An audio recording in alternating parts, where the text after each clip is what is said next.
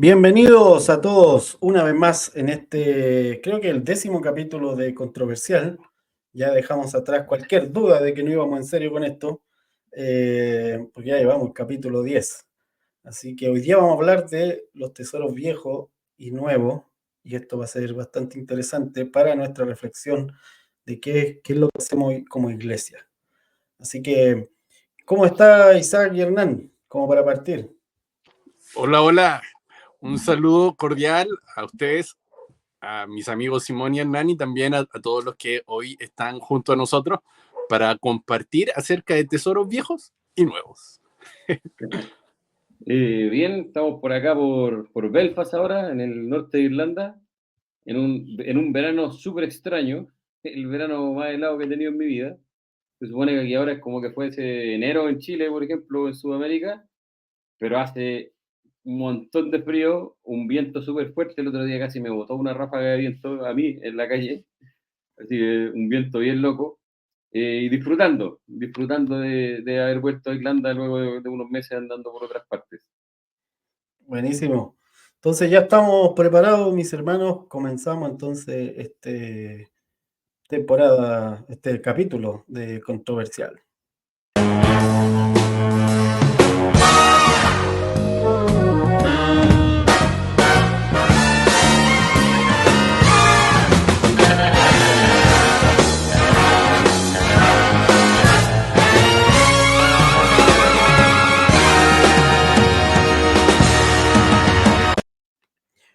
Bueno, qué bueno que entonces partamos hoy día con este temazo que es los tesoros viejos y nuevos.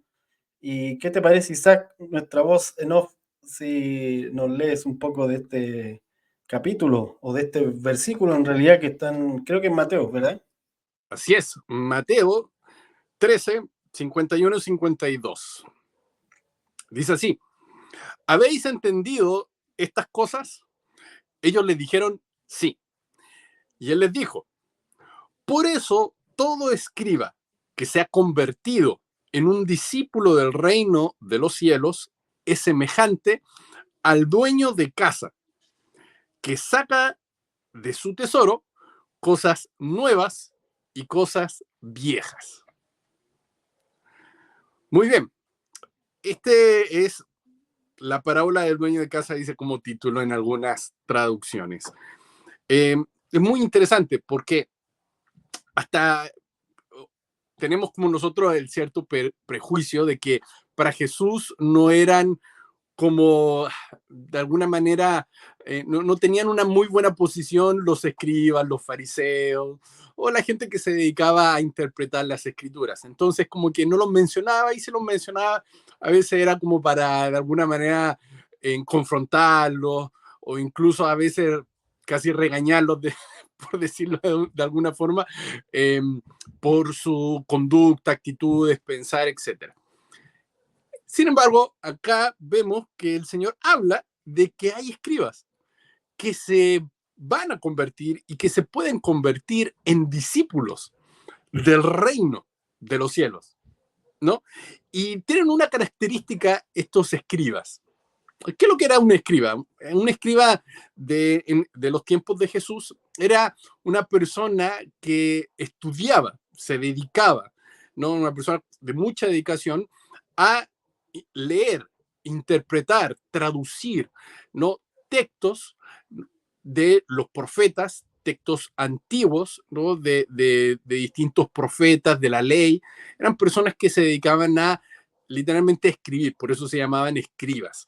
Recordemos que antiguamente no existían computadores como hoy en día, no existían imprentas, fotocopiadoras, etcétera, sino que habían personas que se dedicaban a esto. Y había una cultura detrás de esto. Los escribas eran personas singulares, eran personas que no tan solo se preparaban para hacer esto de una manera académica o intelectual, sino que tenían una manera de vivir, tenían unas tradiciones, tenían una cultura, ¿no? Eran personas apartadas, eran personas que toda su vida giraba en torno a esta labor, a esta vocación que ellos tenían, que era escribir.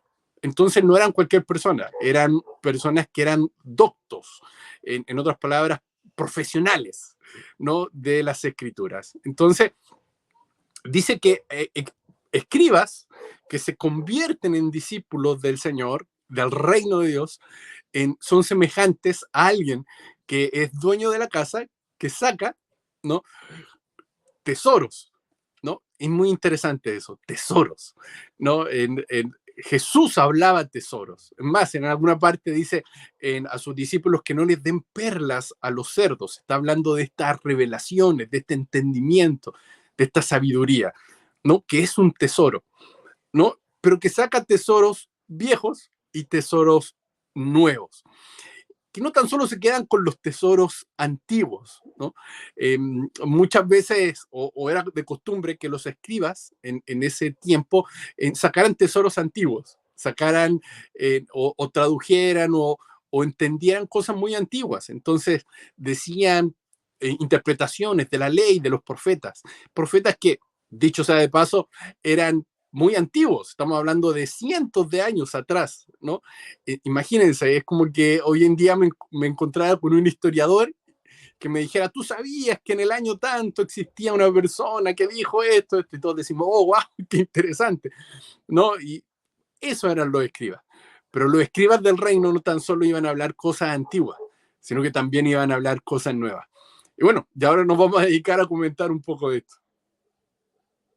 Exacto. Creo que esta versículo nos plantea, primero, entender que cuando el Señor está hablando, a propósito del programa controversial, cuando el Señor está hablando, está, digamos, a poco tiempo de que se produzca la destrucción del templo.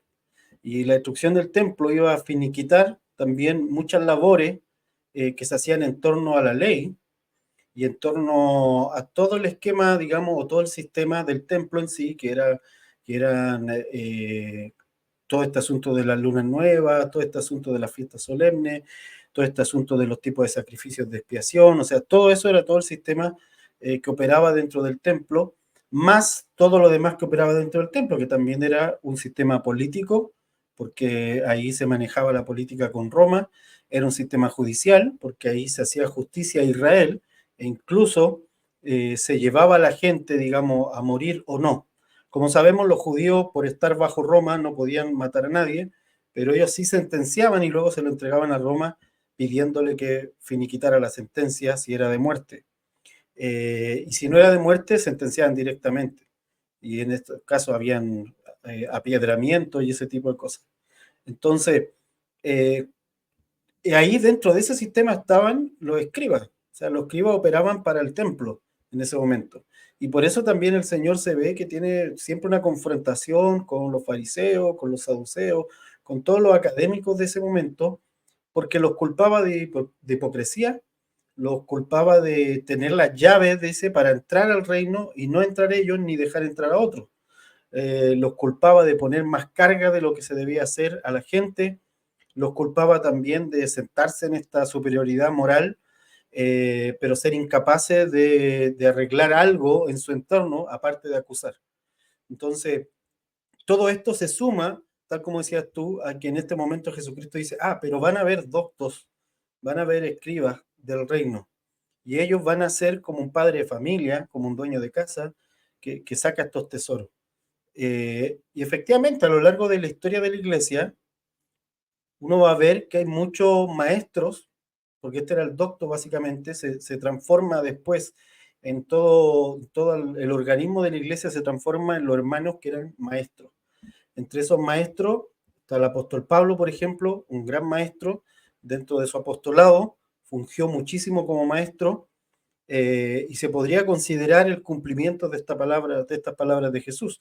Obviamente no es el único, pero sí sabemos que el Nuevo Testamento tiene por lo menos más de la mitad de los libros son Pablo escribiendo. Así que se podría considerar un escriba del reino. Y tal como Jesús lo dice, este escriba del reino, que es Pablo, toma cosas antiguas y las pone a la luz de lo nuevo. Y al ponerlo a la luz de lo nuevo, entonces, por ejemplo, el libro Romanos, ¿para qué decir el libro de Hebreos? Ya sea que lo escribió Pablo o lo escribió otra persona, pero vemos esta acción del escriba, Efesios, libros maravillosos, bueno, todos son maravillosos, pero me refiero a que son libros que se nota muchísimo que hay algo que se toma de lo antiguo y se presenta a la luz de lo nuevo. No se desecha lo antiguo, sino que se toma y se reinterpreta a la luz de lo nuevo. Jesucristo mismo hizo esto en Mateo 5, en Lucas 6, en el Sermón del Monte. Toma cosa antigua cuando él dice, ¿oísteis qué fue dicho? Mas yo os digo. Entonces, cuando él hacía eso, estaba tomando lo viejo y lo estaba reinterpretando a la luz de lo nuevo, que en este caso era el reino. Ahora, esto, y aquí viene como la parte donde se puede reflexionar como iglesia. Los maestros siempre han sido eh, fundamentales en el organismo de la iglesia, porque los maestros sacan tesoros, y esos tesoros son enseñanzas, básicamente. Enseñanzas que traen claridad hacia qué hacer, cómo hacerlo y por qué hacerlo. ¿Sí? Ahora, el problema está cuando el maestro no toma lo viejo y lo interpreta a la luz de lo nuevo, sino que toma lo viejo, una de dos, o lo mantiene tal cual, como en el caso de los fariseos que se resistieron al reino, que se resistían a lo que Cristo estaba diciendo, que se resistían a dejar el templo, es la razón por la que asesinan a Esteban, porque Esteban les dice que el sistema del templo se va a acabar. Entonces, cuando eso ocurre, ellos se resisten a que lo viejo desaparezca. El escritor de Hebreo habla muchísimo de esto, de cómo lo viejo desaparece y lo nuevo emerge. Pero al mismo tiempo que lo está explicando, toma de lo viejo y lo reinterpreta a la luz de lo nuevo en el libro de Hebreos. Entonces, y esto es importante para nosotros, vuelvo a decir, como al pensar en la iglesia como organismo, como un organismo vivo, porque los maestros van a ser fundamentales, a propósito del concepto de padres de familia o dueños de casa que tiene este versículo, estas palabras de Jesús, van a ser fundamentales las reuniones en las casas. Los maestros van a tomar las cartas de los apóstoles y van a ampliar esta enseñanza a cosas prácticas para cada una de las comunidades que habían en las casas. Entonces ellos van a ser fundamentales y a lo largo de toda la historia vamos a encontrar grandes maestros que el Señor levantó. Pero también vamos a encontrar personas que en vez de sacar tesoro, confunden con lo que van diciendo porque se resisten también. Y aquí quisiera mencionar, por ejemplo, el hecho de que en palabra, en escritura o en mensajes de Jesucristo que son claros, como en algún momento vamos a revisar Mateo 24, Mateo 23, 25, mensajes claros donde Jesús está diciendo abiertamente que su manifestación, que su venida va a ser un evento que va a ocurrir en la temporada de los apóstoles y no después. Cómo hay personas que han tomado eso y han pasado por alto lo explícito de lo que Jesús está diciendo. Por ejemplo, Mateo 23, 24, 25, cuando Jesús dice, y esto acontecerá, no pasará esta generación hasta que esto acontezca. Y lo dice así claramente, y sin embargo, todavía hay personas que toman esto y lo enseñan como algo que no ha ocurrido. Entonces ahí estamos viendo que sí, puede haber alguien docto que se resiste a lo que Jesucristo está diciendo.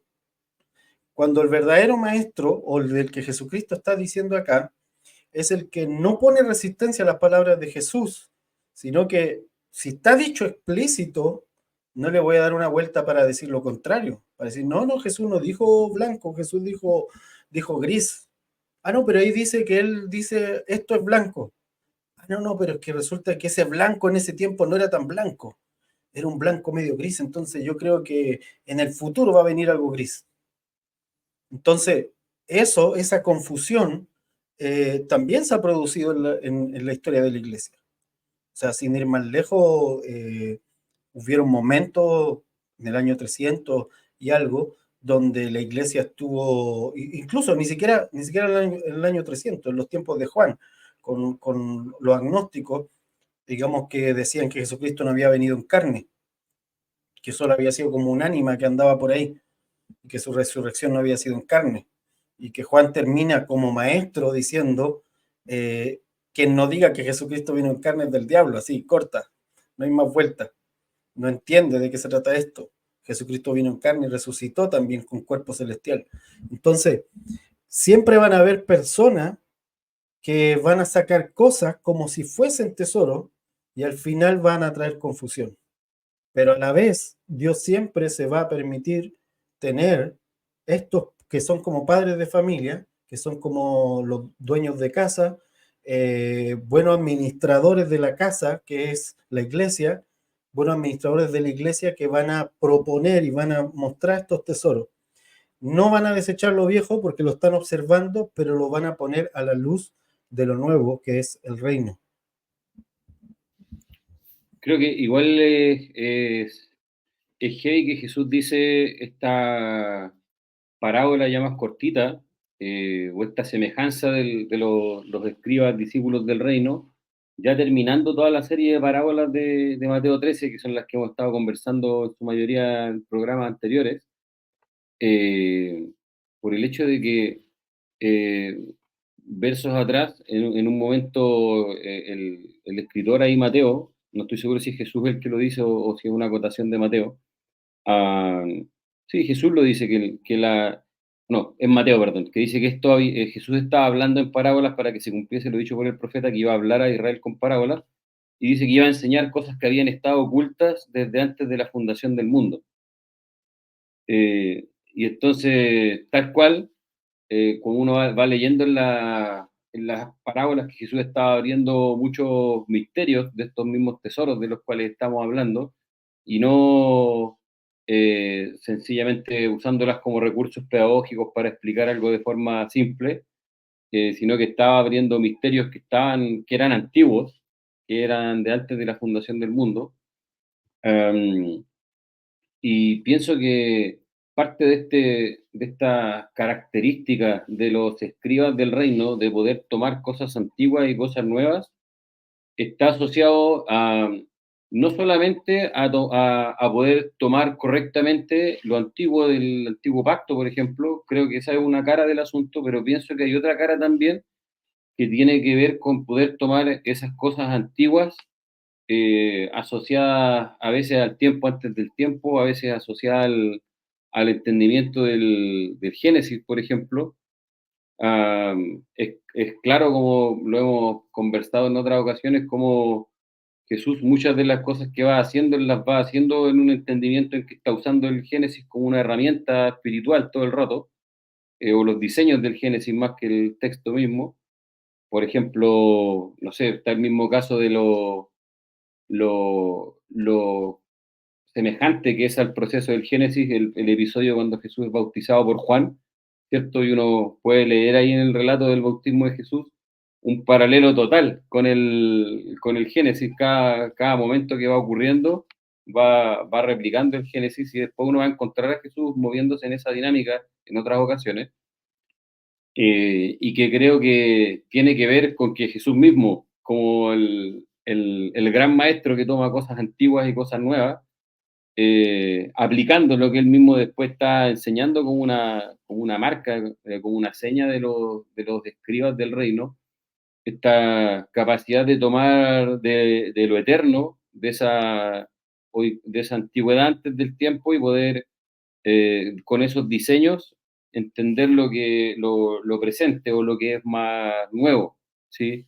Creo que eso es súper importante y pienso que también quiero reiterar lo que estaba diciendo Simón respecto ah, de este error que se da a veces de interpretar la luz por la sombra y no la sombra por la luz, hablando de los dos pactos, ¿cierto? Y, y pienso que es súper heavy eso porque está súper presente hoy en día, uno lo ve muchas veces, esa lectura del Nuevo Testamento por el Antiguo y se dice, no, es que debe ser entendido por el Antiguo porque el Antiguo era la sombra. Y claro, justamente porque es la sombra, quiere decir que no es la imagen, po. O sea, que yo debo caminar hacia la luz y de ahí debo mirar hacia atrás. Debo entender por la luz qué es lo que era la sombra. O lo que el mismo Jesús dice, la ley y los profetas estaban profetizando. Para Jesús la ley misma era una profecía y estaban profetizando acerca de él y estaban profetizando acerca de la era que él iba a abrir. Y entonces no se puede entender al final el antiguo o esa sombra si no es en la luz. Y creo que eso es súper interesante respecto al hecho de que Jesús está hablando aquí del escriba, por ejemplo, hay otras partes donde habla de los sabios o de los maestros, así usando esa palabra. Y si bien el escriba igual es un tipo de maestro, pero está ese énfasis fuerte en un escriba. El griego mismo ahí habla de alguien que escribe, de alguien que está, ah, quiero usar esta frase, que está como sosteniendo una memoria, sosteniendo una memoria, y que mucho de lo que hacen, los escribas a lo largo de la historia de la iglesia.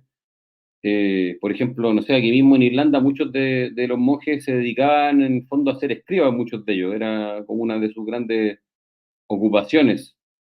Eh, y lo que estaban haciendo era guardar una memoria, sostener una memoria, y entonces pienso que muchas veces en medio de todas estas distorsiones que se dan, por ejemplo, lo que decía Simón delante con pasajes claros de Jesús como Mateo 24, distorsionan como memorias de la iglesia muchas veces. Y es súper heavy ahí como incluso, como cuando Pablo le habla a los Gálatas, ¿cierto? Como un maestro puede llegar a producir un hechizo incluso escribiendo, finalmente, escribiendo una memoria falsa, que luego desorienta a la iglesia, desorienta al punto de que, por ejemplo, yo siempre me acuerdo, cada cierto tiempo a mí viene el recuerdo de que una vez estaba en una congregación, hace muchos años atrás, quizás 15 años más atrás o más, y recuerdo que se estaba predicando de Mateo 24 y era a propósito de que parece que justo había estallado fuerte la guerra de Afganistán, fue hace hartos años atrás. Y entonces, como siempre ocurre, ahora mismo ocurrió hace 2 años cuando estalló la guerra de Rusia, por ejemplo, y el tema se puso ahí en la palestra, bueno, en ese momento fue con la guerra de Afganistán. Y, y recuerdo que el predicador lee el pasaje de Mateo 24 donde Jesús dice que se oirán de guerra y rumores de guerra, y él lo está leyendo y dice, y Jesús dice en el texto, ¿cierto? Oirán de guerra, rumores de guerra, pero no se turbe vuestro corazón porque ese no es el fin. Y entonces el predicador lo lee y levanta la cabeza y dice, se da cuenta, hermano, estas guerras son las señales del fin. Y fue muy fuerte porque él acababa de leer lo contrario, pero a la vez, igual yo quedé pensando porque yo mismo había escuchado predicaciones de ese versículo un montón de veces y había escuchado esa conclusión extraña un montón de veces, y nunca había caído en cuenta hasta ese día, o sea, de que la persona leía el versículo y después te miraba y decía lo contrario de lo que el versículo decía. Eh, y entonces es fuerte porque muchas de las cosas que la iglesia mira como señales del fin y que prende la tele y su conclusión después de la noticia es, oh, el fin está a las puertas, son cosas por las cuales Jesús, si bien, claro, estaba hablando de algo que iba a ocurrir en esa generación, pero además en su discurso Jesús fue claro de que esas no eran señales del fin. Sin embargo, la iglesia en su brújula de los tiempos, por decirlo de alguna forma, las tiene marcadas como tickets de, ok, todo se va a acabar de repente. Cuando Jesús dijo que eso no quería decir eso. Ahora lo interesante es que Jesús dijo, no se turbe vuestro corazón. Y creo que ahí entra un papel súper interesante de los maestros por el hecho de que ellos mismos, claro, tienen un tesoro, pero a la vez ellos van enseñando a la iglesia qué atesorar o van poniendo tesoros en la iglesia, como decía Simón.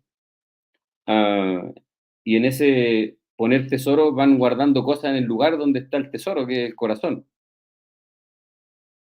Y entonces muchas veces el corazón de la iglesia puede estar turbado, y de hecho a veces está turbado de plano, al punto de poder leer un versículo, levantar la cabeza y negar el versículo rotundamente.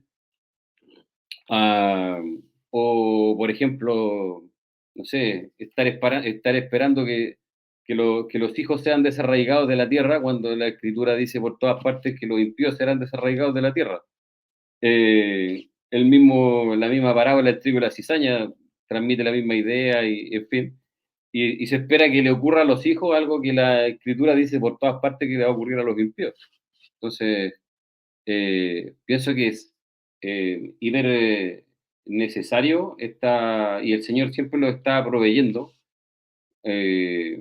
estos maestros, estos escribas, pero no solo maestros, sino también escribas, en el sentido de personas que sostienen una memoria correcta, una memoria sana en la iglesia.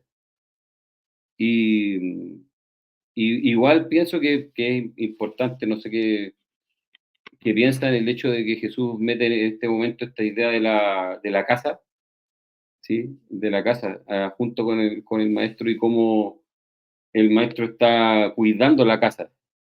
Y justamente Pablo se identifica a sí mismo como un edificador de la casa, como un administrador de la casa, y él cumple, como decía Simón, ese papel de una persona que está trabajando entre lo antiguo, entre lo eterno, entre lo viejo, entre lo nuevo, y está todo el rato en ese movimiento. Sí. Sí, muy interesante. Y me quiero detener un poco en lo que comentaba Hernán acerca de esta, de este match, de esta unidad entre el tesoro y el corazón. Me parece muy interesante porque Jesús habla en esta parábola de que los escribas son como esta persona que saca tesoros. ¿Y dónde están los tesoros? Jesús dice, donde está tu corazón, ahí está tu tesoro, ¿no? Y me acordaba de que en las escrituras hay personas que tenían por tesoro los mandamientos del Señor. Y una de ellas, por ejemplo, era David. Y es muy interesante el Salmo número 1, por ejemplo, donde habla de bienaventurado el varón, ¿no? Que no anda en consejo de los impíos, ni en silla de burladores asentados, sino que, y ahí viene lo interesante, que en la ley del Señor está su deleite, su delicia, y en ella medita de día y de noche, ¿no? Entonces, muy interesante porque después habla de que, ¿cómo es este varón? Y dice que es como un árbol que está plantado junto a corrientes de agua, que su hoja no cae y que da su fruto a su tiempo. Y todos nos gustaría hacer ese árbol que está ahí plantado, ¿no?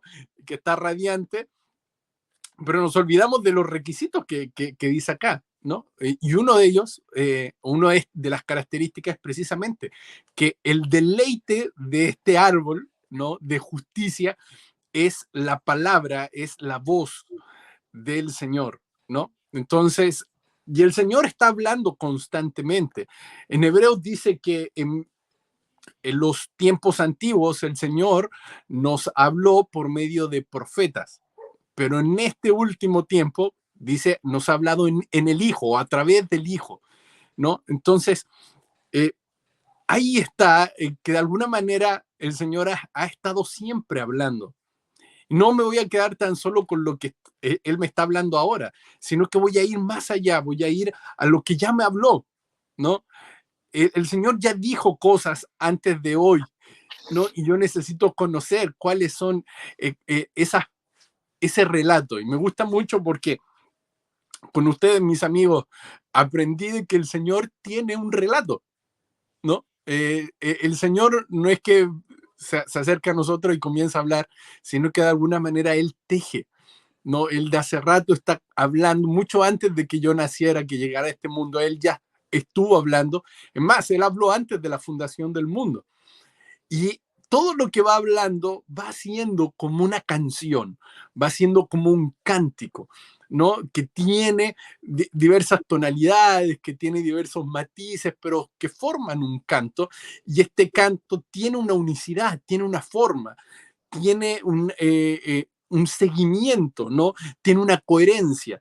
Entonces, estos escribas, estos maestros, son personas que reciben a través del Espíritu de Dios el discernir cómo es este canto del Señor, ¿no? ¿Qué es lo que habló? ¿Qué es lo que está tejiendo? Así como alguien teje una tela, un manto, ¿no?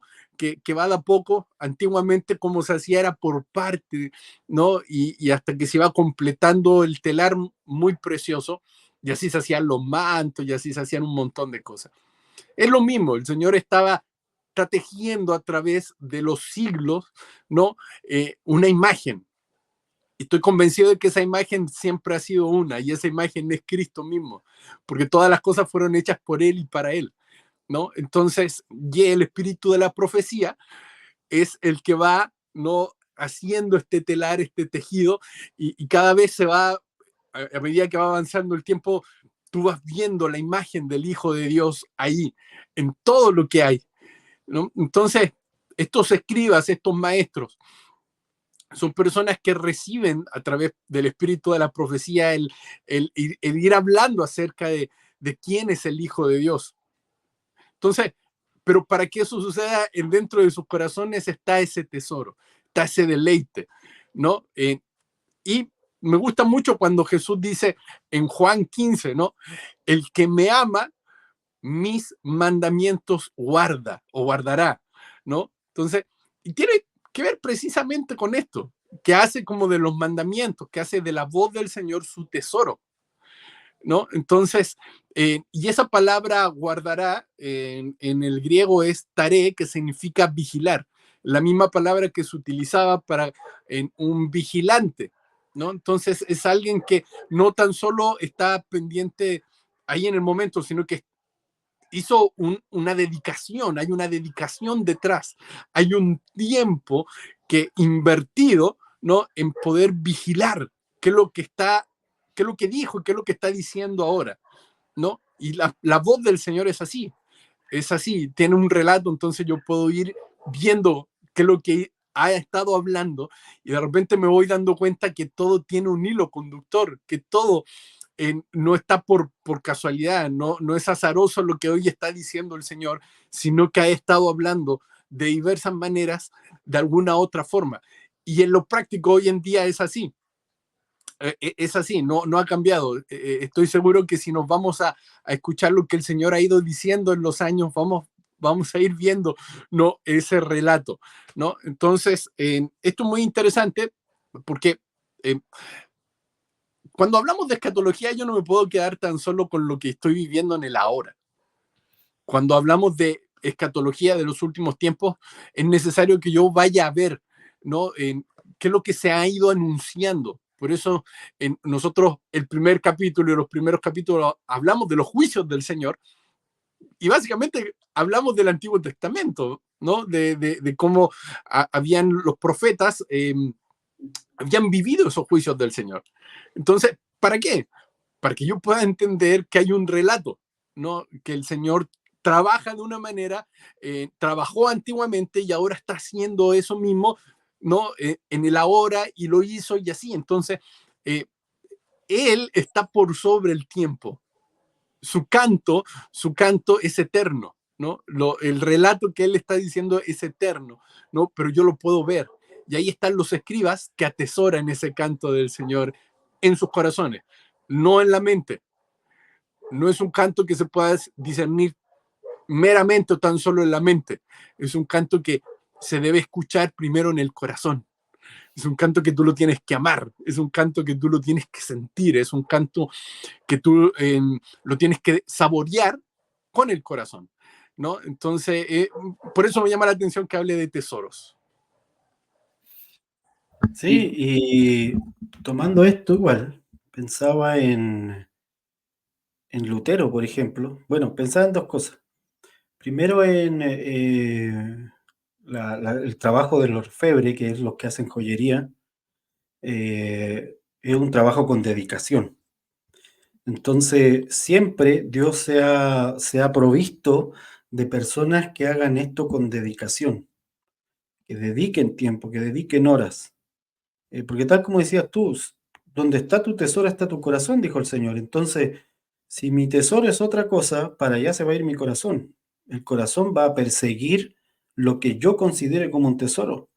Y si considero como un tesoro la cuenta de banco, si considero como un tesoro los logros, si considero como un tesoro ciertos bienes materiales, claro, efectivamente me voy a ir detrás de eso pensando que ahí está el tesoro. Mi corazón va a ir detrás de eso, porque donde está el tesoro, para allá va el corazón. Pero si mi tesoro son estas cosas, como bien tú lo decías, estas perlas que están en el relato de Dios, si yo puedo dedicarle tiempo a eso, porque son tesoros, obviamente, no es algo que uno se lo encuentre, esa es la característica del tesoro, no es algo que te lo encontraste botado en la calle, si no todo el mundo lo recogería, no es algo que te lo compra en el kiosco de la esquina, o sea, es algo que está de por sí resguardado o escondido o, como también decía Hernán, es un misterio de antes del tiempo. Es algo que está, como Pablo decía, los misterios que han sido revelados por Cristo, que antes no habían sido revelados, pero hoy sí. Y a mí se me venía la imagen de Pablo, se me venía la imagen de Lutero también, como dos escribas y dos doctos que fueron fieles mayordomos de la casa, en el sentido de cómo ellos tomaron tesoros, cómo ellos tomaron, en el caso de Pablo, cómo tomó muchos misterios, muchas cosas que estaban ocultas, y por eso eran tesoros. O sea, nadie se encuentra una piedra de amatista, violeta, digamos, tirada en la calle. Hay que excavar, hay que meterse para sacarla. Creo que ahí está también este asunto que tú mencionabas del que se deleita en estas cosas del Señor, el que se deleita en esos misterios, el que se deleita los va a perseguir, los va a buscar, porque eso lo considera su tesoro, es consciente de que eso es valioso y lo sale a buscar. Es la parábola de la perla, o sea, lo vendió todo para poder obtener esta perla. Entonces, y hay tesoros, por ejemplo, en el caso de Pablo. Pablo habla muchísimo, por ejemplo, de la resurrección, y ese fue un misterio escondido y revelado por Cristo. Hasta que Cristo no resucita, no hay forma de que nosotros conectemos esa realidad con la historia de Abraham y de Isaac, por ejemplo. Fue Cristo, al resucitar, el que le dio sentido a esa historia de Abraham y de Isaac, que dice el escritor de Hebreos que recibió a su hijo en resurrección. Entonces, tesoros, por ejemplo, acerca de que que el reino no es de este mundo. Ese era un misterio. Era un misterio porque ellos esperaban un Mesías político, un Mesías general de un ejército, un Mesías que los llevara hasta el último momento. Los apóstoles todavía no entendían de qué se refería el ministerio mesiánico de Cristo. Sabían que traía un reino, sabían que cada vez se iban dando cuenta que esto era sobrenatural, pero en cierta manera todavía esperaban alguna acción media bélica, alguna acción militarizada o algún tipo de algo así, hasta que Cristo con el tiempo le hace ver que su reino no es de este mundo. Ese era un misterio. Ese era un misterio que fue revelado y que los apóstoles una vez que se les revela lo enseñan. Es un tesoro. Es un tesoro de cosas que se dijeron ayer, pero que cuando se dijo ayer, vuelvo también al caso del escritor de Hebreos cuando habla del reposo. O sea, había otro misterio ahí. El escritor de Hebreos dice, Israel nunca entró al reposo. Entonces, ¿cómo no? Si entró a Canaán o no, sí, pero ese no era el reposo. El reposo está reservado para ahora. Le está escribiendo a los hebreos. O sea, ese no era el reposo. Era la tierra de leche y miel, sí, pero no era el reposo. El reposo era Cristo finalmente. Entonces, todo eso eran misterios que se revelaban, eran tesoros escondidos que salían, y eso es lo que está diciendo, en parte, el Señor está diciendo, un docto, alguien, un orfebre, lo voy a poner en esos términos, alguien que tomó una piedra, que supo que esa piedra no era simple piedra, sino que puliéndola, le hizo relucir y mostró que era una perla, y después de pulirla y tenerla en su cajoncito, en su cofre de plata, saca de su corazón estos tesoros que ha guardado y los reparte. Y aquí hay otra acción, y vuelvo aquí, pienso en Lutero, porque Lutero fue alguien que encuentra una realidad, que es que él es salvo por fe. En ese momento era un misterio, o sea, obviamente los apóstoles lo habían dicho, pero con los años se lo olvidó a toda la iglesia, al punto de que estaban vendiendo estos permisos para ir al cielo, como un personaje por ahí que andaba vendiendo terrenos para ir al cielo, una cosa así, pero aquí había alguien en los tiempos que estaban tratando de construir la capilla en el Vaticano, se estaban vendiendo estos permisos para ti, para tu familia, para tu antepasado, o sea, tú pagabas y te daban el rollito firmado por el Papa de que tenías tu salvación. Entonces, claro, Lutero en su trayecto entiende que su salvación es solo por fe, que no hay obra que él pueda hacer para ser salvo, sino solo creer en Cristo. Lo entiende, lo transforma, lo cambia. Se demoró años en esta realidad, verla cómo se traducía en toda la escritura. Y cuando empieza a enseñarla, allá en Gutenberg, a su capillita donde lo mandaron, él no estaba buscando reformar la iglesia, todos sabemos, no quería reformar la iglesia católica. Él simplemente se hartó de que vinieran otros maestros, falsos maestros, a decir que esto se ganaba con dinero. y como se hartó porque vio que la gente de su capillita terminó pagando esa indulgencia, entonces él dijo, no, no. Y ahí puso su papel que todos conocen con su tesis y pidió que debatieran con él estos falsos maestros y él discutiendo todas las cosas que eran tesoros antiguos. Para su momento ya eran antiguos, pero eran tesoros nuevos en su contexto histórico. O sea, se requería traerlos de nuevo y decir, escuchen esto que ya se dijo ayer. O sea, dejen de cegarse con esta cosa que inventaron recién. Y creo que eso es fundamental para los maestros. Eso es fundamental. Porque a medida que pasa el tiempo, siempre a alguien se le va a ocurrir algo para su beneficio propio. Y de esto hemos hablado muchas veces, de cómo esta teología de un futuro próximo en donde Jesús se sienta en el Israel físico y construyen un templo, no solo fueron financiadas por un grupo político específico, no solo fueron financiadas por un grupo de banqueros específico, no solo contrataron a estos personajes para que hicieran estas Biblias con referencia y cambiaran todo lo que Jesús había dicho a través de mezclar ideas viejas, meter ideas antiguas. No solo fue financiado así, sino que además esto se esparció, se masificó, y hoy en día toca que algunas personas digan, no, esperen, hay un tesoro antiguo, pero que hoy día es necesario recordarlo, hoy día es necesario sacarlo del cofre y entregarlo. ¿Y cuál es ese tesoro? Bueno, que Jesucristo dijo que todas esas cosas que ustedes predican como para el futuro ya se cumplieron. Y si se cumplieron, significa muchas cosas. Entre eso, que la iglesia es la esposa de Cristo. Entre eso, que la mesa ya está puesta cada vez que nos reunimos. Entre eso, que las bodas del Cordero ya ocurrieron. O sea, tesoros. Tesoros que hay que sacar y decir y repartirlos.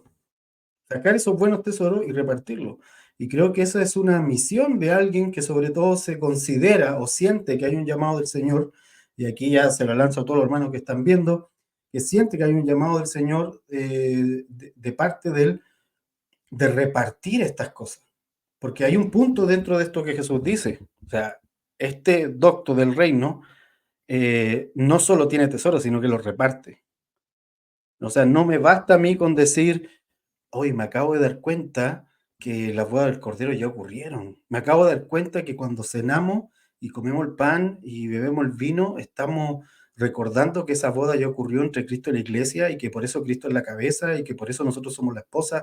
Ah, me acabo de dar cuenta. Bueno, qué rico, me lo dejo para mí. Y mientras tanto todo el mundo canta a la novia y yo me hago loco. Lo sé, pero me hago loco porque no quiero conflicto con nadie. Entonces me estoy guardando el tesoro. Me estoy guardando el tesoro. O sea, yo personalmente prefiero tener conflicto con el resto que con Dios. Con el resto que con mi conciencia. Porque sé que no voy a dormir tranquilo. O sea, Dios me va a decir, ah, te estoy guardando algo. Entonces, creo que eso es fundamental. Y por eso voy al punto de Pablo, que obviamente no nos vamos a comparar con esos personajes, pero sí en algún momento Pablo tuvo que decidir si lo que estaba diciendo, que le costó que lo persiguieran, todo el libro de hecho lo vemos cómo lo persiguen los fariseos, le costó la persecución, le costó que le cayeran, que mucha gente le empezara a caer mal, Pablo, lo persiguieron, lo fueron a buscar a las ciudades para ver cómo lo apiedraban. Le costó todo eso, o un Lutero que le cuesta ser excomulgado, que le cuesta ser sacado, que le cuesta la amenaza de que lo maten, al punto que lo tienen que esconder, por decir algo, en el caso de Lutero, obvio, algo súper obvio, pero en su momento histórico era un tesoro que había que sacar a relucir. Entonces, eso creo que es fundamental para nosotros como iglesia, no perderlo nunca de vista. Oh, me está acordando de otro hermano cercano a la época de Lutero, pero acá en Inglaterra, William Tyndale, creo que se dice así, se escribe Tyndale, William Tyndale. Ahí está una fundación de traducciones de la Biblia hasta ahora, la Biblia esta, la NTV, me parece que es de la fundación Tyndale. El rollo es que lo interesante de él, por eso lo menciono, es que él muere, dentro de otras cosas, buscando que la Biblia dijera arrepentimiento en lugar de penitencia. porque un motivo por el cual la idea de la penitencia, contra la cual batalló de la penitencia y de la indulgencia asociada a la idea de penitencia, y de la venta de indulgencia y la venta de perdón y todo eso, uno de los motivos que sostenía eso, o una de las cosas que sostenía eso, era el hecho de que la Biblia en latín decía penitencia, decía que había algo que pagar, en lugar de traducir como un arrepentimiento o un cambio de mentalidad, o un cambio de actitud, todo lo que hemos entendido nosotros ya por metanoeo, ¿cierto? Como esta palabra griega que significa un cambio de mentalidad, un cambio de conciencia. Y va muy de la mano con lo que Lutero habla, ¿cierto? Porque él dice en un momento, Lutero empieza a hablar mucho acerca de la conciencia y cómo su conciencia, me parece que ocupa la expresión en un momento, Lutero está cautiva por la palabra de Dios, dice.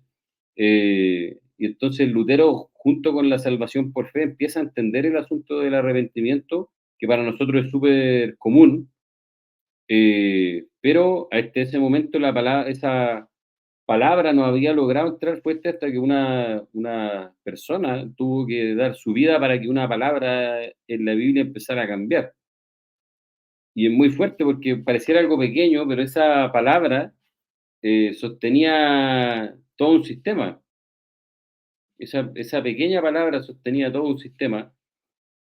Y entonces muy heavy, por ejemplo, en nuestras Biblias, lo que ocurre con esta famosa palabra al hablar de temas de últimos tiempos, que me imagino muchos de los que nos escuchan ya la han oído, la palabra erkomai, ¿cierto? Que está en algunos casos traducida correctamente como viniendo, ¿sí? Que quiere decir viniendo, por ejemplo, cuando Jesús en Mateo 26 le dice a Caifás, desde ahora me va a ver viniendo en medio de las nubes del cielo. Y ahí, de nuevo, uno de los versos en que Jesús es claro, dice, desde ahora me van a ver viniendo, mi venida es desde ahora. Desde este momento voy a la cruz y luego voy a empezar a venir siempre.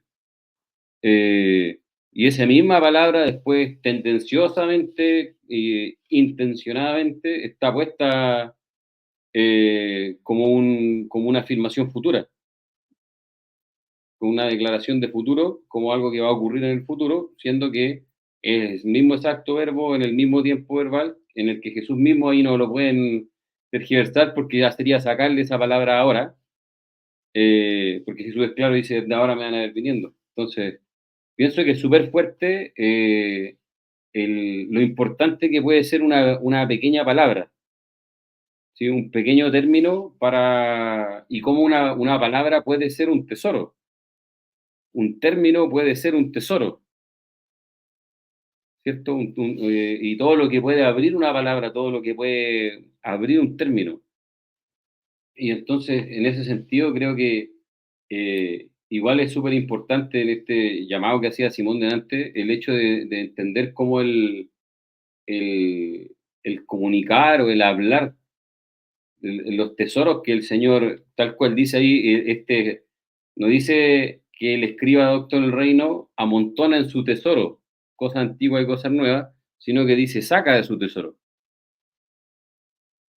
Que es algo extraño porque uno esperaría leer el escriba doctor guarda en su tesoro cosas antiguas y cosas nuevas, no, sino que dice que está sacando de continuo y dice va sacando, o sea, como un proceso continuo que va ocurriendo todo el tiempo, en que está sacando cosas antiguas y está sacando cosas nuevas. Y de nuevo quiero decirlo, es tan importante que puede en algún punto llegar a representar la libertad de una cultura. O sea, tienen que pensar que el problema de la escatología incorrecta es tan importante que los evangélicos con esa escatología escogen al presidente de los Estados Unidos cada 4 años. O sea, la influencia política de esa idea es tan fuerte porque la mayor porcentaje de población estadounidense es evangélica y son los más probablemente grandes promotores de las ideas del inminente fin de los tiempos, ¿sí? Y entonces cuando ellos ven a sus presidentes una y otra vez marchando a la guerra a Oriente, están viendo el cumplimiento de su propia escatología. Y detrás de esto, tal cual decía Simón, hay toda una millonaria industria de empresas de armas que están metidas en eso, y entonces hay intereses económicos detrás, intereses políticos detrás, y entonces tal cual en el tiempo de Lutero y de William Tyndale había un imperio que afirmaba una de sus piernas en una palabra, hoy en día probablemente si de golpe la esperanza de las naciones descansa en el Señor y todo, pero si de golpe cambiara lo que la gran masa de evangélicos que escoge a ese hombre que, al menos en esta época, por muchos es llamado como el, entre comillas, hombre más influyente del planeta, cada 4 años el presidente de Estados Unidos, si esa gente dejara de creer en eso, es un cataclismo político, o sea, y económico incluso, o sea, el mundo iría en otra dirección, es muy fuerte. Y entonces, ah, creo que es muy potente el hecho de agarrarle el peso al poder que puede tener una palabra, que puede tener una idea, que puede tener una verdad del cielo, ¿sí? Al punto de que nosotros tenemos el testimonio de los millones de hermanos que han muerto o que viven en el Señor, pero dieron sus cuerpos, derramaron su sangre sobre la tierra durante miles de años por las verdades que el Señor había depositado en sus corazones, por el poder que ellos creían que había en la palabra que habían recibido. Y creo que definitivamente algo que nosotros debiéramos abrazar y debiéramos dejar que nos inflamara, ¿sí? Y de nuevo, Jesús dice estas palabras terminando todo lo que acaba de decir en Mateo 13, donde parte hablando de cómo el reino reina con sus palabras, ¿cierto? Parte así, el reino reina con sus palabras, el reino reina sembrándose a sí mismo, etcétera. Y después termina diciendo, ¿ustedes entendieron todo esto que les dije? Bueno, si lo entendieron, entonces van a ser escribas discípulos del reino, van a sostener la memoria del reino.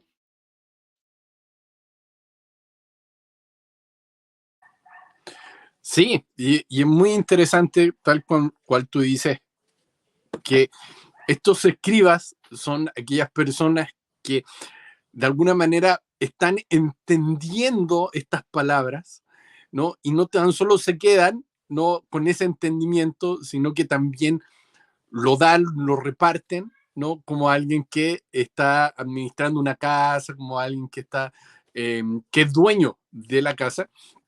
Y me llama mucho la atención también, es que dentro de estos escribas que están entendiendo el reino, literalmente en ese momento no existían escribas que estuvieran sacando algo nuevo. ¿No? Era muy difícil que un escriba dijera, mira, aquí hay algo nuevo que no había escrito, que no se había escrito antes, ¿no? Porque es fácil tomar lo que está lo que se había dicho anteriormente y quizás de ahí comenzar a hablar, pero Jesús también habla de lo nuevo, ¿no? Entonces, en ese sentido, estos escribas iban a traer algo nuevo, no tan solo iban a traer lo viejo, sino que iban a traer algo nuevo, ¿no? Entonces Jesús les está diciendo, van a venir escribas que van a hablar algo nuevo, se los anticipo, ¿no? Entonces, era importante que los discípulos pudieran entender esto porque después esos mismos discípulos, muchos de ellos, por ejemplo, Mateo, Juan, iban a ser estos escribas, ¿no? Que iban a traer algo nuevo, ¿no? Y Jesús mismo, de hecho, en algún momento me acordaba de esta frase, cuando Jesús decía, un nuevo mandamiento os doy, que os améis los unos a los otros. Ese mandamiento quizás no se había dicho de esa manera. Sin embargo, era algo nuevo en ese momento, era algo nuevo. Y Juan lo vuelve a decir, un nuevo mandamiento os doy, que os améis. Jesús ya lo había dicho, pero dice, esto es nuevo. Quizás es nuevo, ¿por qué? ¿Y por qué son tan importantes los escribas? Y ahí está un punto que a mí me gusta mucho, que Hernán siempre lo trata. Yo creo que él tiene algo especial con eso. Se nos olvidan muchas cosas. De verdad que sí, se nos olvidan muchas cosas que el Señor nos ha hablado, ¿no? Y estoy seguro que en esa falta de memoria están muchas de las respuestas que el Señor ya nos dio, que el Señor nos ha dado, ¿no? Y que Él nos ha dicho. Pero como somos faltos de memoria, ¿no? Entonces caemos en esas lagunas, ¿no? Entonces, me gusta cuando David dice, alaba al Señor, alma mía, alaba al Señor y no olvides ninguno de sus beneficios. Y ahí empieza a decir Él es el que te perdona, Él es el que te sana, Él es... ¿Por qué? Porque nuestra alma se olvida, se olvida, lamentablemente se olvida. Algunos tienen buena memoria, otros no tanto. Pero era algo que de alguna manera el Señor le había enseñado a Israel a cómo tratar con esa falta de memoria. Entonces le dice, repetirás estas palabras a tus hijos al caminar, al acostarse, al levantarse. No, o sea, él sabía que era necesario que se lo dijeran una y otra vez. Y es más, he escuchado que para que una idea se pueda asimilar es necesario que se repita por lo menos 20 veces, ¿no? Que alguien te esté diciendo esa idea una y otra vez, para que se te quede marcada, ¿no? Y hay una manera en que se te quedan marcadas también las ideas, cuando las enseñas. De hecho, escuchaba un predicador que decía, el momento donde yo más aprendo es cuando yo enseño, porque literalmente lo que estoy haciendo, estoy abriendo nuevos caminos en mi mente, en mi corazón, ahí en el momento de enseñar, ¿no? Entonces, quizás cuando el padre le estaba diciendo a Israel, les hablarás, les enseñarás esto a tus hijos, le estaba diciendo, cuando estés enseñando, también vas a estar aprendiendo tú, no tan solo va a ser para tus hijos, va a ser para ti mismo. Entonces, seamos escribas. Yo creo que hay una invitación, yo siento un llamado muy fuerte del Señor ahora a estos escribas, pero no tan solo a los que tienen como este oficio de maestros, no tan solo a los que existen y sin lugar a dudas están, pero siento que hay un llamado del Señor a todos sus hijos a que se puedan transformar en escribas. Y no tan solo escriba porque tome un libro y comience a escribir, eso está muy bien y se va a hacer, sino que escribas de que están escribiendo en sus corazones, en sus mentes, como el Señor quiere hacerlo, en las palabras del Señor, los mandamientos del Señor, la voz del Señor, y por sobre todo las están encarnando, sobre todo las están viviendo, ¿no? Como dice la parábola de este hombre que construye su casa en la roca, no tan solo la escuchó, sino que también vive, sino que también practica lo que el Señor está hablando. Y cuando Él practica eso, cuando lo hace carne, entonces edifica su casa en la roca, ¿no? Entonces, hay un llamado del Señor a que seamos estos maestros, estos escribas que ponen por obra sus mandamientos, ponen por obra la voz del Señor. Así que está muy lindo esto. De hecho, hay una conexión intrínseca en eso que tú estás mencionando entre lo que es aprender y enseñar, ¿verdad? Y obviamente aquí en estos versículos el Señor Jesucristo básicamente está hablando de eso, entre qué es aprender y enseñar. O sea, uno que aprendió, porque por eso tiene esos tesoros, de alguna manera está enseñando ahora, está enseñando y está repartiéndolo. O sea, dinámica entre el aprender y el enseñar que es continua. Y claro, en el caso de la iglesia, somos un organismo que está continuamente entre el aprendizaje y la enseñanza. O sea, esta dinámica está constantemente dentro de las congregaciones, al punto que hoy en día la mayoría de los cultos son verdaderas aulas de clase. Lo más fuerte que hace, si no fuera por el concierto, digamos, entre medio, todo lo demás sería un aula de clase.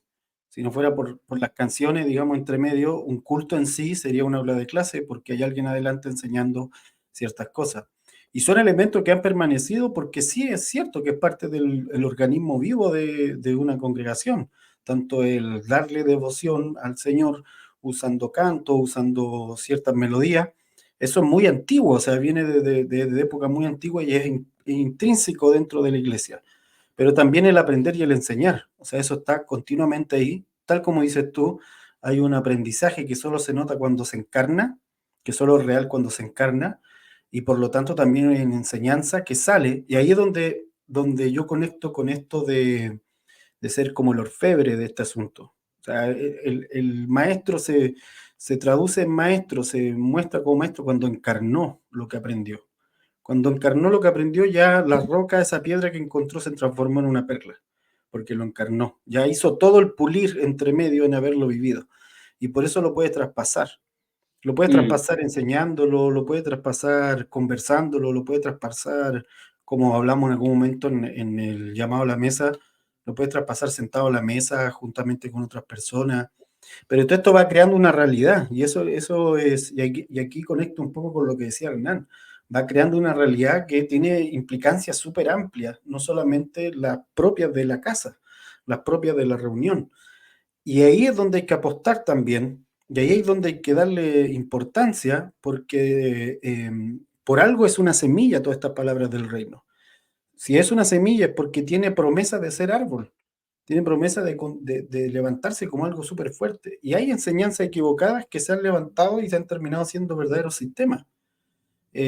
Como decía Hernán, hay presidentes dispensacionalistas, o sea, no que ellos lo crean, sino que sus votantes lo creen y votan por él porque creen que va a ayudar a la agenda dispensacionalista que en sus mentes tienen.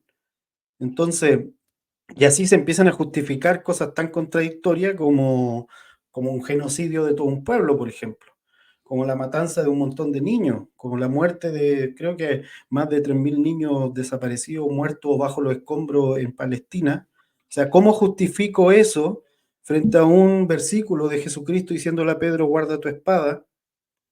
¿Cómo justifico eso en términos cristianos, me refiero? Ya lo que el mundo haga es cosa de ellos, obviamente, tienen sus propios intereses, pero en términos cristianos, ¿cómo justifico eso frente a Jesucristo diciéndole a Pedro, guarda tu espada, porque el que espada mata, espada muere? O sea, ¿cómo logro hacer calzar esto si no es rompiendo mi conciencia? Cuando Pedro está defendiendo a la persona más inocente en ese momento, que es Cristo. Y resulta que, claro, entiendo ese versículo y digo, amén, sí, mira como el Señor le enseñó a Pedro. Acto seguido prendo la televisión, me aparecen los muertos y yo digo, no, y lo empiezo a justificar en mi mente. Lo justifico porque tengo toda una idea dispensacionalista, vuelvo a decir, en donde hay un Estado específico que creo que es el pueblo de Israel, cuando no lo es de paso, eh, porque de paso casi todos los gobernantes del Estado de Israel no son judíos, son descendientes de Házaro y otro tipo de etnia, pero igual me lo creo en mi cabeza porque tiene una bandera con ciertos colores y ciertos símbolos, que tampoco es la estrella de David, pero igual me lo creo. O sea, y me lo creo todo eso porque alguien sembró una idea equivocada en mi cabeza y me la repitieron y me la repitieron a tal punto que olvidé lo verdadero. Entonces ahí, ya como para ir cerrando, en medio de toda esta emoción, como para ir cerrando, creo que es importante que quienes tienen estos dones de maestro y que tal como dices tú, quienes han dado el trabajo de aprender hasta encarnar lo que Dios les dice, no se queden solamente con que lo aprendí, lo vivo yo y disfruto los beneficios de eso. Tienen que sacarlo hacia afuera. O sea, porque ese es el buen maestro, el que toma de ese cofre y lo reparte. Si el cofre eres tú, si el cofre soy yo, que el Señor pulió, y como decía Pablo, este tesoro fue guardado en vasos de barro para que la gloria sea de él. Ok, soy el vaso de barro y hay un tesoro guardado ahí. Si eso soy yo, entonces tengo que tomar esos tesoros y repartirlos, porque no se van a acabar nunca, si eso es lo maravilloso. Nosotros podemos decir, por ejemplo, como lo dijimos alguna vez, aquí está el libro Leopoldo. de Leopoldo, el Apocalipsis de los Judíos, por si acaso vuelvo a pasar el dato, que lo revisen ahí en Amazon, lo pueden encontrar, ahí está, buenísimo. Está un tesoro, por ejemplo, alguien que lo tomó, lo trabajó por varios años, lo ordenó de forma esquemática y cualquiera que lo lea lo puede entender porque está sumamente ordenado. Ok, y en español. O sea, para todos los hermanos de Latinoamérica que están viendo o van a ver esto. Entonces, si hay eso, claro, hay un esfuerzo de sacarlo. No solo me lo aprendí, en el caso de Leopoldo, no solo me lo aprendí, lo entendí y qué bien para mi vida y para mi día a día, sino que hay un esfuerzo por sacarlo. Y ese es el punto. ¿Cuál es mi esfuerzo también para sacar estas cosas? O sea, o lo voy a dejar en mi cofrecito de plata ahí, guardado, o lo voy a sacar para afuera. Ese es el esfuerzo, yo creo que es necesario, se requiere hacer esa salida. Y sin el temor, y aquí también lo quiero mencionar porque me acuerdo que en algún momento hubo toda una discusión por las prédicas y la enseñanza y la escuela y todo lo material de enseñanza que se pueda ver, casi como que tenías que pedir derecho a autor cada vez que quisieras repetir algo que alguien dijo, y me parece bien el reconocimiento de las personas que, como en el caso de Leopoldo, que han trabajado en un material específico. Pero de ahí meterse en la onda del derecho a autor y todo ese cuento, es como un miedo a que se me van a acabar las cosas que entonces estoy diciendo, así que cómo le saco un mayor beneficio. Y eso no es así en el reino. No es así. El tesoro es inagotable. Es inagotable. O sea, nadie debería tener miedo en mi caso, saco un libro y si alguien toma ese libro, a mí me ha pasado que me han escrito, hermano, puedo tomar algo de esto, lo quiero citar en tal cosa. Dale, hermano. O sea, ni me pregunten. Háganlo. Ni siquiera tienen que decir que eso está escrito en tal libro. O sea, no lo necesito, porque el fin de poder escribirlo era que llegara. Ese es el asunto. O sea, no es que le den gloria al vaso de barro, es que tomen el tesoro y lo repartan. Entonces, de ahí viene todo este asunto de... Ahora, ¿de dónde viene esta idea? También de lo que estoy mencionando, de todo este rollo académico, de todo este rollo que se metió en la iglesia de esquematizar cosas o meter dentro de un sistema cosas que fueron dadas a nosotros por la pura gracia. Entonces, este versículo que Jesucristo da, en términos escatológicos, nos dicen, como decía Hernán delante, no interprete, no te pongas los lentes de la sombra para mirar la luz, sino que ponte los lentes de la luz para mirar lo que era la sombra. Y eso va a ser una gran transformación en términos escatológicos. Y sobre eso, una vez que ya viste la luz, repártela. Repártela, no te la quedes. O sea, levántala, no la guardes debajo de una mesa. Amén. He dicho. Para ir cerrando, amigos, por favor, palabras finales. A mí me gustaría hacer hincapié en lo siguiente, esto que estábamos diciendo de cómo el escriba puede sostener y traer y sostener realidades. Y pienso que es interesante igual el hecho de que Jesús no diga que el escriba trae palabras o pensamientos o ideas nuevos y viejas, sino que dice cosas. Y eso, y eso es súper fuerte porque si uno lo quiere leer así tal cual está y darle más fuerza, es genial porque el, el escriba puede traer cosas al punto de que, por ejemplo, pensando en dos personas, en Wycliffe acá en Inglaterra y en Lutero en Alemania, ellos dos cuando traducen sus Biblias para poder traducirlas, en el caso de Wycliffe y en el caso de Lutero, de ambos se dice que ellos inventaron el inglés y el alemán, porque tomaron los dialectos ingleses que habían, que no era uno solo, y Lutero hizo lo mismo con los dialectos germánicos, y crearon el idioma para poder traducir esa Biblia. En el caso de Lutero, él creó la escuela pública, por ejemplo, eso uno lo puede leer en libros ateos incluso que dicen que Lutero creó la escuela pública, y en la escuela pública le enseñó a leer Alemania con la Biblia, no él obviamente directamente, sino todo el movimiento que el Señor generó a través de él, y le enseñó a leer Alemania y le enseñó a pensar en ese idioma, y es súper heavy porque para Occidente definitivamente el inglés y el alemán son súper importantes para todo lo que vino después. O sea, toda la, la explosión de desarrollo científico incluso gira muy en torno a estas dos lenguas. Entonces, y muchas de las ideas que nosotros tenemos hasta ahora, mismo el inglés es tan central en la cultura actual, y permitió conectarlo todo, ¿sí? Y es muy interesante porque esta persona que se dice construye el inglés, Wycliffe, por ejemplo, era famoso por ser un predicador que andaba a caballo recorriendo por distintas partes, conectando lugares, y cuando tú lees biografías de él, por ejemplo, Wycliffe, él muere, lo entierran, y después, harto tiempo después, me parece que justo cuando juzgan a Juan Hus también, cuando juzgan a Jan Hus, lo juzgan, entre otras cosas, por ser un seguidor de Wycliffe. Y entonces, junto con juzgar a Hus y quemarlo, desentierran al cuerpo de Wycliffe, lo queman, lo tiran al río Suif en Inglaterra, y entonces los biógrafos dicen, y los que lo quemaron no sabían que, o no pensaron que sus cenizas llegaron al mar, y desde ahí a todo el mundo, y hoy lo que Wycliffe creía, dicen ellos, así como poetizando un poco, lo que Wycliffe creía y que ellos quisieron quemar se regó por toda la tierra. Y lo heavy es que el lenguaje que él creó, que fue el inglés, uniendo los dialectos que habían en la isla, en esa parte de la isla, terminó conectando al planeta hasta el día de hoy. O sea, uno puede ir a cualquier parte y con ese idioma, sepa un poquito, sea harto, puede hablar hasta probablemente en el aeropuerto de China, si uno dice un par de palabras en inglés, le van a entender. Y entonces muy heavy porque, de nuevo lo digo, los biógrafos de Wycliffe siempre hacen énfasis en eso de que él fue soltado al mar y conectó la tierra.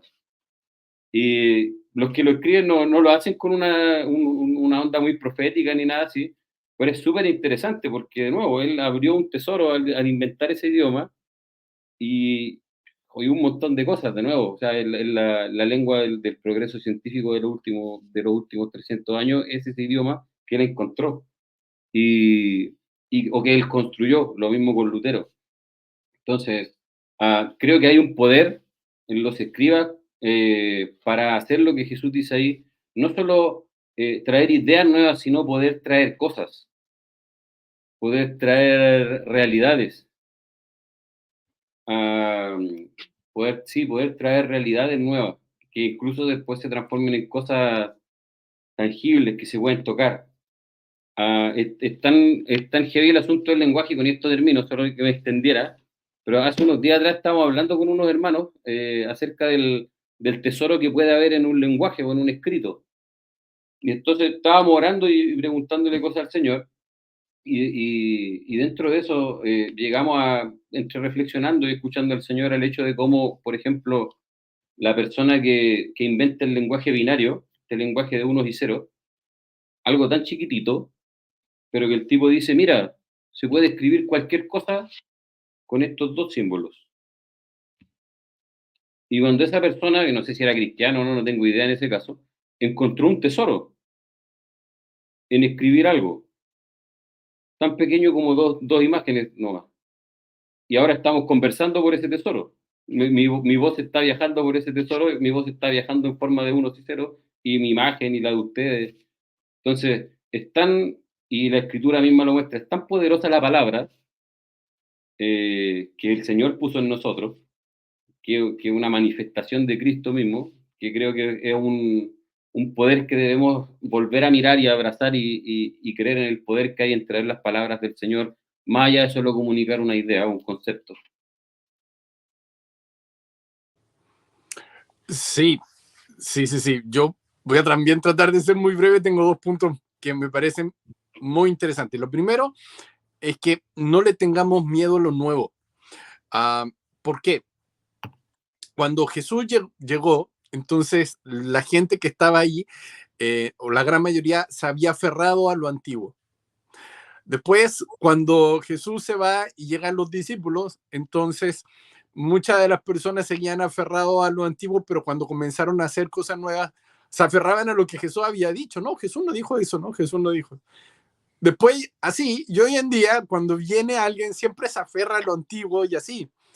Entonces, cuando llega algo nuevo, cuando viene algo nuevo, siempre estamos aferrándonos a lo antiguo y parece como que no nos queremos mover de ahí.